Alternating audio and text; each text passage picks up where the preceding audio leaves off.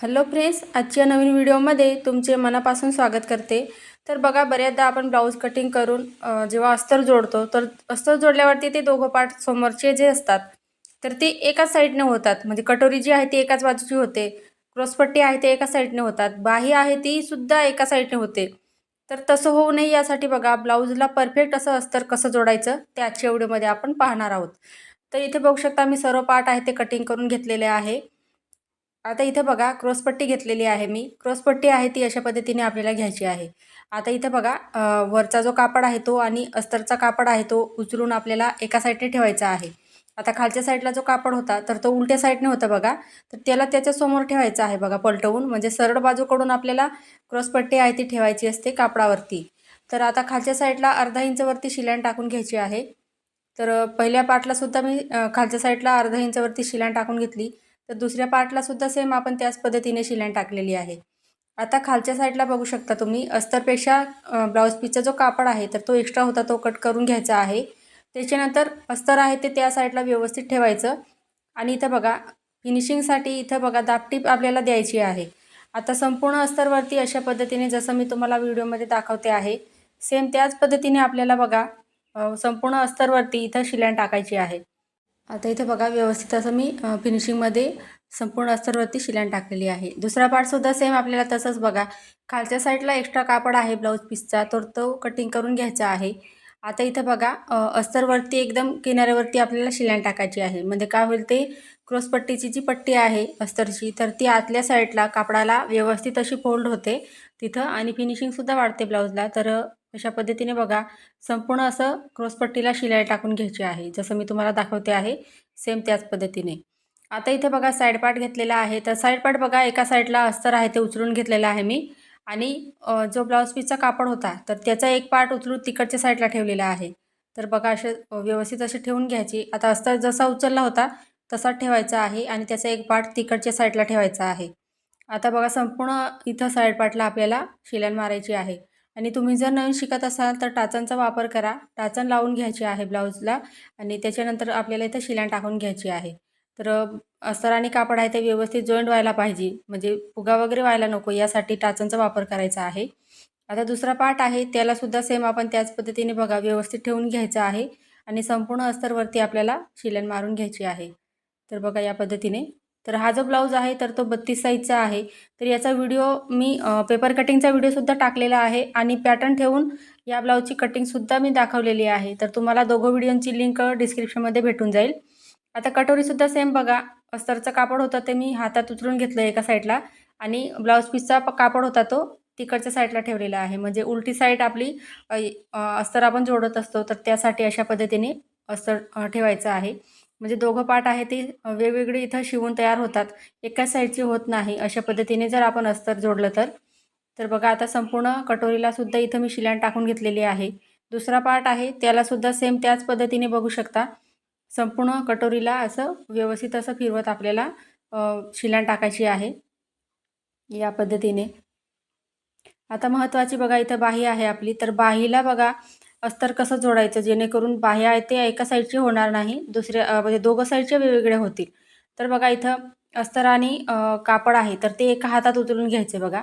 हा अस्तरचं कापड आहे आणि ब्लाऊज पीसचा कापड आहे तो तिकडच्या साईडला ठेवला। आता हा उलट्या साईडने होता तर त्या कापडाला बघा वरच्या साईडने फिरवून ठेवायचा आहे। त्याच्यानंतर आपल्याला बाहीचा एक पार्ट या साईडला ठेवायचा आहे। तर बघू शकता किती सोपी पद्धत आहे। आता बाहीला अस्तर कसं जोडणार, तर खालच्या साईडला बघा, बाही लांबीमध्ये मी इथं 1 इंच वाढवत असते, तर तुम्ही जेवढं घेतलेलं असेल मार्जिन तेवढं तुम्ही घ्यायचं आहे। आता इथं बघा, मी 1 इंच घेतलेलं आहे, त्यासाठी खालच्या साईडला अर्धा इंच वरती शिलाई टाकून घेतली, एक्स्ट्रा कापड होता तर कट करून घेतला। आता इथं आपल्याला बघा अस्तरवरती एक दाबटीपची शिलाई द्यायची आहे। म्हणजे फिनिशिंगमध्ये अस्तर आहे तर ते आतल्या साईडला आपलं फोल्ड होतं त्यासाठी, आणि बाही जेव्हा घालतो तेव्हा परफेक्ट अशी फिनिशिंगमध्ये दिसते। तर या छोट्या-छोट्या गोष्टी बघा ब्लाऊज फिनिशिंगमध्ये येण्यासाठी खूपच महत्त्वाचे असतात। तर ब्लाऊजला अस्तर परफेक्ट असं या पद्धतीने जोडून घ्यायचं आहे। आता संपूर्ण अस्तर बघा, इथं जसं होतं बाहीला तसं मी शिलाई टाकून घेतलेली आहे। तर दुसऱ्या साईडची बाहीसुद्धा सेम त्याच पद्धतीने शिवायची आहे आपल्याला। तर पहा, इथं अस्तरवरती आपल्याला ही बाही ठेवायची आहे, आणि त्याच्यानंतर बघू शकता खालच्या साईडला मी अर्धा इंच वरती शिलाई टाकून घेते। तर या पद्धतीने आता एक्स्ट्रा कापड आहे तर तो आपल्याला कटिंग करून घ्यायचा आहे बघा या पद्धतीने। त्याच्यानंतर बघा अस्तरच्या कापडावरती आपल्याला एक शिलान टाकायची आहे दाबटीपची, म्हणजे ते फिनिशिंगमध्ये आतल्या साईडला अस्तर आहे ते फोल्ड होईल। तर बघा आता या पद्धतीने आता अस्तरवरती पूर्ण इथं आपल्याला बाहीला शिलान टाकायचं आहे या पद्धतीने बघू शकता। तर तुम्हाला बघा कोणत्याही साईजचा ब्लाऊजचा कटिंगचा व्हिडिओ पाहायचा असेल तर तुम्ही मला कमेंटमध्ये नक्की सांगा, त्यानुसार मी व्हिडिओ तयार करत असते। तर हा 32 साईजचा कटोरी ब्लाऊज आहे। बऱ्याच कमेंट आलेल्या होत्या की 32 साईजचा कटोरी ब्लाऊज कटिंग आणि स्टिचिंगसुद्धा दाखवा असं। तर या ब्लाऊजचं बघा तुम्हाला स्टिचिंगचा सुद्धा व्हिडिओ लवकरच पाहायला भेटेल। तर इथे बघा पाठीमागचा हा पार्ट आहे, तर त्याला बघा जे ब्लाऊजवरनं मी माप घेतलं होतं तर त्याची म्हणजे ब्लाऊजची पाठ जी आहे तर ती 4.5 इंच म्हणजे 4 इंच होती, तर अर्धा इंच एक्स्ट्रा घेतलेला आहे 4.5 इंच। आणि शोल्डर इथं बघा मी 5 इंच घेतलं होतं, त्यासाठी गळारुंदी 2 इंच घेतलेली आहे। आता वरती गळारुंदी 2 इंच घेतली तर खालच्या साईडला जिथे आपण गळ्याची मार्किंग केलेली आहे म्हणजे गळा लांबी जेवढी घेतली आहे तिथं आपल्याला 2.5 इंच घ्यायचं आहे। आणि त्याच्यानंतर बघा इथं सिंपल असा आपल्याला गोल गळ्याचा शेप देऊन द्यायचा आहे। आणि इथे बघू शकता वरच्या साईडला मी जी तिरकस आपण लाईन आखून घेतली होती तर तिच्या बाजूला म्हणजे तिच्या बाहेर 2 लाईनी एवढं मी एक्स्ट्राचं तिथे मार्जिन घेतलेलं आहे। म्हणजे गळा जो आहे तर तो 2 लाईनी पुढे घेतलेला आहे थोडासा, म्हणजे पसरट असा खालून होईल त्यासाठी। आता गळा बघा डायरेक्ट कटिंग न करता अशा पद्धतीने डार्क करून घ्यायचा आहे आणि छापून घ्यायचा आहे। आता दुसऱ्या साईडला छापलेलं दिसतंय तर त्याच्यावरती बघा डायरेक्ट असं डार्क करून घ्यायचं बघा खडूने, व्यवस्थित मार्किंग केलेलं आहे त्याच्याच वरती। तर बघू शकता असं या पद्धतीने मी छापून घेतलेलं होतं। तर आपण बघा डायरेक्ट जर गळ्याची कटिंग केली तर जेव्हा आपण शिलाईन मारतो म्हणजे अस्तर आणि कापड जेव्हा जोडतो तर तेव्हा बघा इथं ती लाईन आखलेली आहे तिथं आपण कटिंग करून घेतो। तर शिलाईन मारताना म्हणजे जोडताना आपण काय करतो, ती शिलाईन मारलेली एक म्हणजे कटिंग केलेलं राहतं त्याच्या बाजूला घेतो आपण, कारण छोटे छोटे आपल्याला कट्स द्यावे लागतात।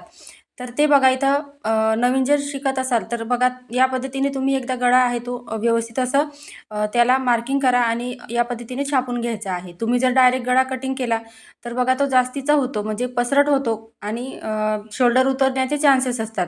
तर त्यासाठी अशा पद्धतीने तुम्ही गळ्याची मार्किंग करायची आहे आणि छापून घ्यायचं आहे। त्याच्यानंतर अशा पद्धतीने बघा टाचांचा वापर करायचा।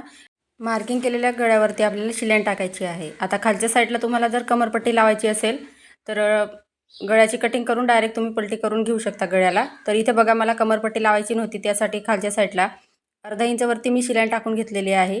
त्याच्यानंतर एक्स्ट्राचा जो कापड आहे ब्लाऊज पीसचा तर तो मी इथं कटिंग करून घेतलेला आहे। आता गळ्याची तिथं कटिंग करताना बघा म्हणजे आपल्याला छोटे छोटे कट्स मारता येतील तेवढा कापड राहू द्यायचा आहे, म्हणजे शिलाईन मारलेली आहे त्याच्या बाजूचा, आणि त्याच्यानंतर कटिंग करून घ्यायचा आहे एक्स्ट्राचा कापड आहे तो। आता इथे बघू शकता छोटे छोटे कट्स मारून घ्यायचे। तर बघा कट्स मारताना जी शिलाईन टाकलेली आहे ती व्यवस्थित चेक करूनच इथं कटिंग करायची आहे। तर अशा पद्धतीने बघा आता ब्लाऊज आहे तो आपल्याला पलटी करून घ्यायचा आहे। त्याच्यानंतर बघा मी अस्तरचा कापड वरच्या साईडने ठेवलेला आहे, तर त्याच्यावरती एकदम कोपऱ्यावरती शिलाईन टाकून घ्यायची आहे व्यवस्थित अशी, म्हणजे गळा जो आहे तर तुम्ही जरी लेसने लावली तरीसुद्धा फिनिशिंगमध्ये दिसतो। तर त्यासाठी तर बघू शकता असं थोडं थोडं व्यवस्थित फिरवत आपल्याला खालचा कापडसुद्धा व्यवस्थित पकडायचा आहे आणि अशा पद्धतीने आपल्याला शिलाईन टाकून घ्यायची आहे। तर पहा मी इथं शिलाईन टाकून घेतली, तर बघू शकता फिनिशिंगमध्ये आपला गळा इथे रेडी झालेला आहे। आता खालच्या साईडला बघा कमरेच्या साईडला सुद्धा सेम आपण त्याच पद्धतीने ब्लाऊज पीसचं कापड व्यवस्थित तिथं हे करायचं आहे आणि त्याच्यानंतर शिलाईन टाकायची। आता संपूर्ण अस्तरवरती आपण इथं अशा पद्धतीने शिलाईन टाकून घ्यायची आहे बघा। आता संपूर्ण इथं आपण अस्तरवरती शिलाईन टाकायची आहे एकदम कोपऱ्यावरती, म्हणजे ते शिलाईन टाकल्यावरती जेव्हा ब्लाऊज आपण शिवणार तेव्हा ते शिलाईन दिसणार नाही याची काळजी घ्यायची आहे। दुसऱ्या साईडने सुद्धा सेम आपण तशाच पद्धतीने बघा ब्लाऊज पीसचं कापडसुद्धा व्यवस्थित असं आपल्याला बघूनच इथं शिलाईन टाकायची आहे, फुगा वगैरे होणार नाही याची काळजी घ्यायची। आता एक्स्ट्राचा जो कापड दिसतोय साईडला तर तो इथं कटिंग करून घ्यायचा आहे। तर बघा इथं व्यवस्थित असं मी जेवढा अस्तरच्या बाजूचा कापड आहे ब्लाऊज पीसचा तर तो मी इथं कटिंग करून घेते। तर बघा इथं या पद्धतीने व्यवस्थित असं फिनिशिंगमध्ये आपण इथं ब्लाऊज आहे तो पाठीमागचा पार्ट आहे तो रेडी करून घेतलेला आहे। त्याच्यानंतर बघा पाठीमागचे जे टक्स आहे तर ते कसे घ्यायचे आपल्याला, तर या पद्धतीने बघा आपल्याला सेंटरमध्ये पॉईंट काढायचा आहे कड्याच्या तिथं, आणि त्याच्यानंतर दोघं साईडला आडवी मार्किंग करायची आहे 4.5 इंच, आणि उभी मार्किंगसुद्धा बघा मी 4.5 इंच घेतलेली आहे। तर या साईडला सुद्धा सेम त्याच पद्धतीने 4.5 इंचावरती मार्किंग केली, म्हणजे आडवी मार्किंगसुद्धा 4.5 घेतलेली आहे आपण आणि उभी मार्किंगसुद्धा। आता अस्तर आणि कापड व्यवस्थित हातात पकडून आपल्याला अशा पद्धतीने बघा जो पाठीमागचा टक्स आहे तर तो शिवायचा आहे. आता खालच्या साईडला बघा मी अर्धा इंच तिथं मार्जिन ठेवलेलं आहे आणि वरच्या साईडने जिथं आपण मार्किंग केलेलं आहे तसं आपल्याला तिरकसपणे इथं शिलाई टाकून घ्यायची आहे. दुसऱ्या साईडने सुद्धा सेम आपण त्याच पद्धतीने बघा 2 शिलाई लगेच इथं टाकणार आहोत.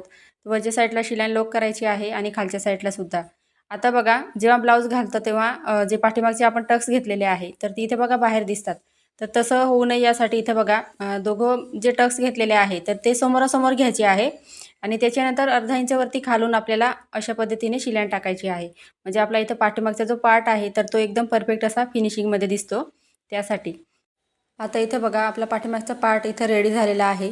त्याच्यानंतर बघा जे पार्ट आपण म्हणजे त्यांना अस्तर जोडून झालेला आहे तर त्यांची एक्स्ट्राचा जो ब्लाऊज पीसचा कापड आहे तर तो आपल्याला अशा पद्धतीने कटिंग करून घ्यायचा आहे. म्हणजे अस्तरचा कापड आहे, अस्तरच्या बाजूला जेवढा कापड असेल एक्स्ट्रा तर तो आपल्याला कट करून टाकायचा आहे.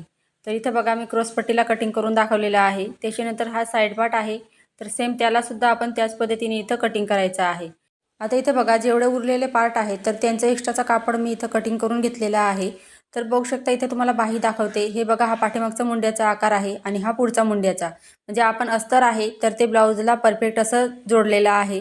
तर कटोरी आहे ती बघू शकता तुम्ही. कटोरीसुद्धा तुम्हाला दाखवते मी. तर अशा पद्धतीने बघा दोघं कटोरी आपण दोघं साईडचे वेगवेगळे आलेले आहे. आणि आता हे बघा साईड पार्ट आहे. तर साईड पार्टसुद्धा तुम्हाला दाखवते मी. बघू शकता इथं साईड पार्ट पण परफेक्ट आलेले आहे. तर बघा तिघं पार्ट आपले पुढचे जे आहे तर ते सेपरेट आलेले आहेत. तर तुम्हीसुद्धा एकदा नक्की ही ट्रिक यूज करा अस्तर जोडताना. म्हणजे तुमचं ब्लाऊजलासुद्धा परफेक्ट असं अस्तर जोडलं जाईल. तर फ्रेंड्स तुम्हाला आजचा व्हिडिओ आवडला असेल तर व्हिडिओला लाईक करा. चॅनलवर नवीन असाल तर चॅनलला सबस्क्राईब करायला विसरू नका. पुढचा व्हिडिओ तुम्हाला कोणत्या टॉपिकवर पाहायचा आहे ते सुद्धा मला कमेंटमध्ये नक्की सांगा. आजचा व्हिडिओ पूर्ण पाहिल्याबद्दल धन्यवाद.